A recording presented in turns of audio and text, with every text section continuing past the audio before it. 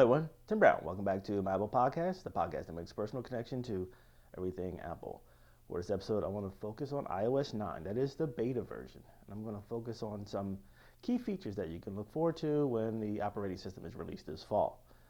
I'm going to cover iCloud Drive, the new News app. That's right, Apple is in the news business and you're going to really enjoy this new feature. And you're also going to enjoy the updates to the Notes app. So let's take a look at those three things. So iCloud Drive right now is actually an application. We did not have access to an application up until this point.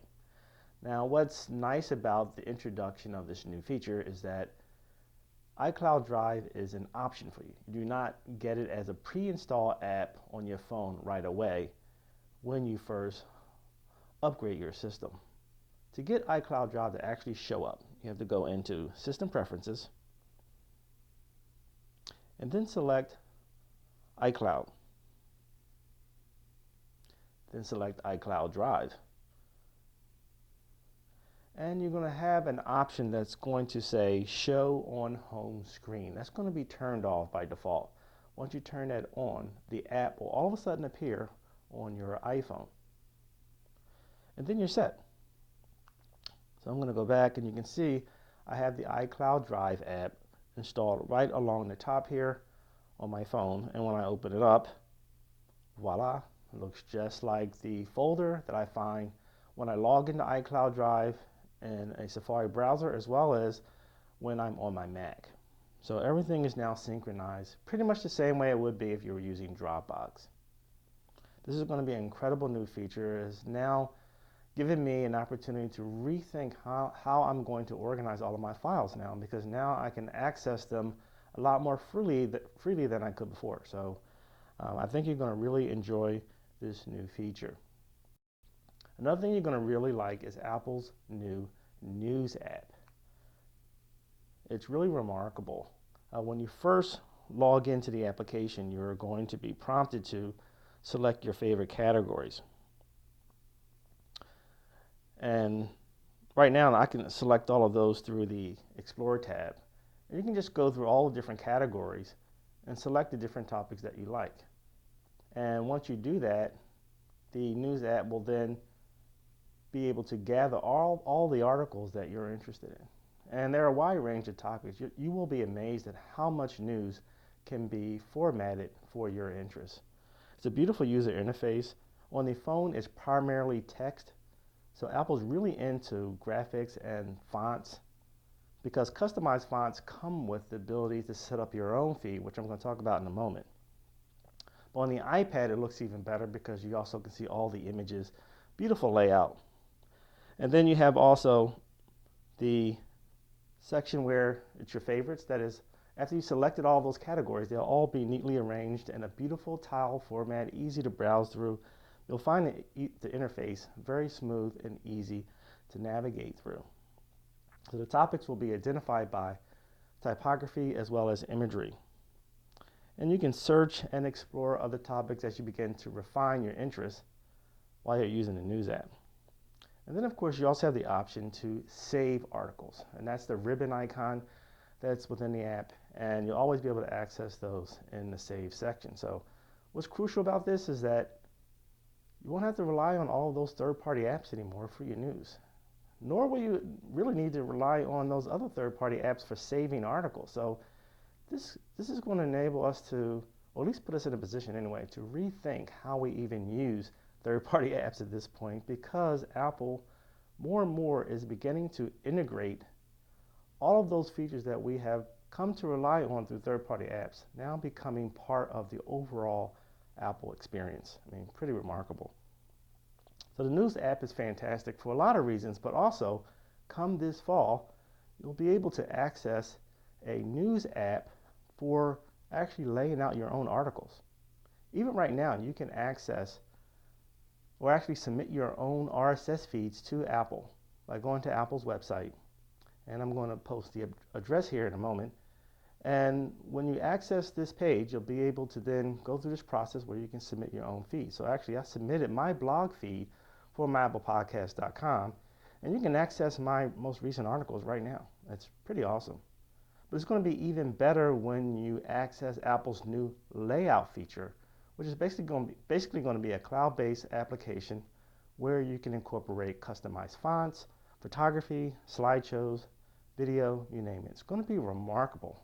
And we're not going to see that probably till this fall, but I cannot wait. It's going to be pretty amazing. And last but not least, I want to highlight the Notes app.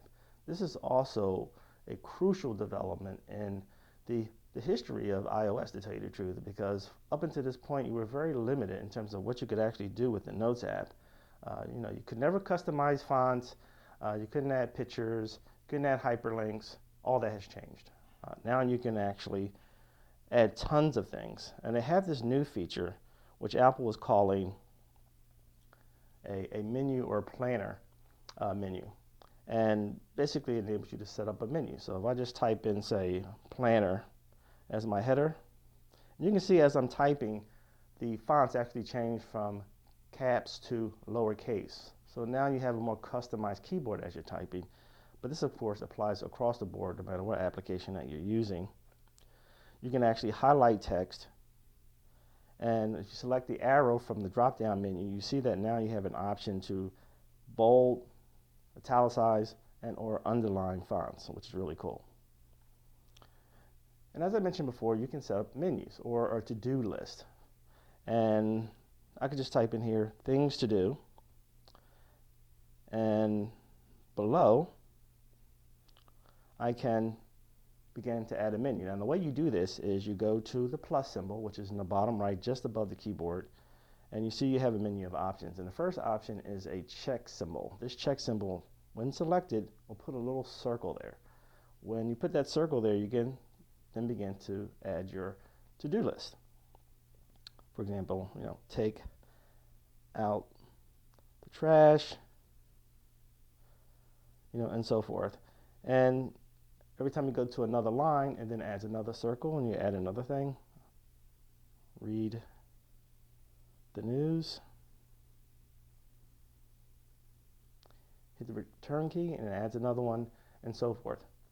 What's really nice, too, is that you can also add pictures right inside the Notes app. Yep, you can do that now. Couldn't do it before. You can do that by just hitting the camera icon, and you have the option to go to your camera library or actually your photo library, or actually take a picture with the camera. And you can import a picture right into your Notes app, just like that. Pretty cool. And believe it or not, there's even more. You can also add annotations or draw diagrams or whatever you want to do with the drawing tool. It actually brings up an entirely different interface when you decide to choose this option. So let's go ahead and do that. And you choose that by choosing the squiggly line. And you see you get a whole nother different menu here with tools along the bottom. It's almost as if you're using Taisui sketches, And you can choose the pen or marker tool. And you can also choose a color. There's an eraser tool there as well. And you can just begin drawing right on the page. And it will insert that drawing right into your document underneath. The feature also comes with the ability to draw straight lines, and that's what the ruler tool is for. So for example, if I go just hit undo, I can actually undo all of this. The phone would actually remember this from your previous session. And I can go ahead and just tap on the ruler, and you see here that a ruler now appears on screen. You can use this ruler as a guide for drawing lines. So for example, if I choose the marker, I'm going to change my color to black, you see that the ruler gives me a nice straight line. And you continue to use the ruler in this way for drawing subsequent lines. Pretty awesome. Those are the three primary features that I really like that will be coming with iOS 9. I would try the beta, but please read all the instructions, back up all of your software and so forth, because of course there's always a risk when you work with a beta and where they're still working out the kinks. So just be prepared for that. But otherwise, I'm having fun. I haven't had any problems with the beta so far, and I'm enjoying all the features, including some of the minor ones, like for example, now you swipe to the right to access search, and not only do you see your recent conversations and apps, but also nearby restaurants, and guess what? News. Why? Because news is now going to be a part of the iOS experience, and so why not have news access right from the home screen.